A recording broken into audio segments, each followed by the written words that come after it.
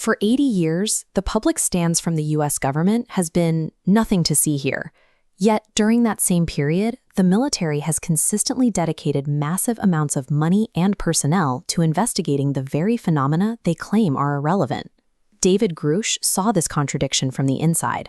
A 14-year Air Force veteran and intelligence officer, Grusch held some of the most restricted clearances in the country, giving him access to closely guarded secrets. In July 2023, he broke cover. While sitting before Congress and under oath, Grusch testified that the government has recovered intact craft of non-human origin, along with the remains of their pilots.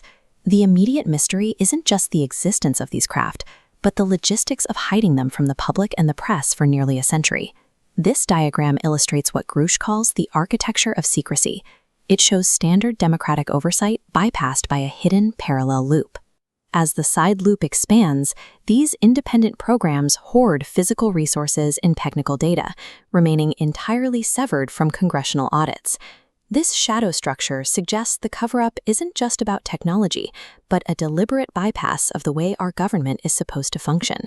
To those who believe a secret this big is impossible to keep, history offers several verified precedents of the government hiding massive, illegal programs from its own watchdogs.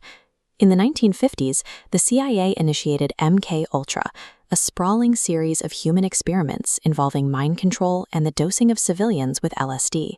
For decades, the agency successfully hid these operations from both Congress and its own inspectors general. These operations were only exposed after intense pressure from the Senate's Church Committee in the 1970s. The investigation revealed that through extreme compartmentalization and the destruction of files, the CIA kept a massive illegal operation entirely off the books.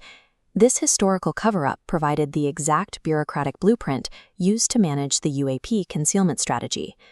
The primary method for keeping physical evidence out of public reach is a handoff, moving recovered materials from military custody into the private aerospace sector. This graphic shows why that transfer is so effective. If a document is held by the Department of Defense, it's subject to the Freedom of Information Act. But once the asset moves to a private contractor, it is shielded from FOIA requests and standard congressional audits. This shift is driven by a culture of highly classified special access programs. Within these circles, career bureaucrats often view elected officials as temporary employees who should not be trusted with long-term secrets. Information is so tightly compartmentalized that different stories are told to different officials based on their specific clearances. This practice can effectively keep a sitting president in the dark about programs operating within their own executive branch. This system ensures that physical evidence and program records are held by unelected corporate entities that are not subject to public records laws or standard government oversight. If the architecture of secrecy is this entrenched, what happens to an insider who tries to utilize legal whistleblower channels to expose it?